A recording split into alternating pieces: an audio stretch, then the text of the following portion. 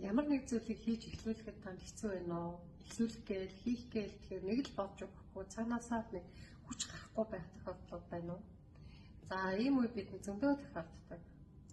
Тэгээ би та бүхэнтэй өнөөдөр нэг жижигхэн арга хуваалцъя гэж бодлоо. Тэгвэл энгийн зүйлээс эхлүүлье. Бид мацаг барьдаг. Заримдаа хоолны мацаг барьдаг, заримдаа ингээл янз бүрийн зүйлээр мацаг барьдаг. Тэгэхээр нэг л өдрийн хугацаанд сөрөг бодлын мацаг барих.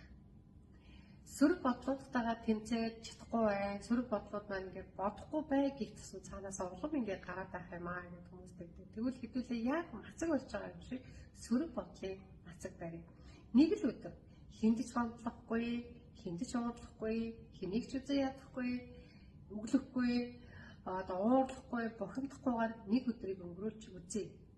Энэ бол зүгээр л гайхамшиг. Ганцхан өдрийг сөрөг бодлын мацаг барьж өнгөрүүлснээр цаана ямар их гайхамшигтай үр дүнгууд гарч болохыг та өөрөө ажиглаад үзээрэй.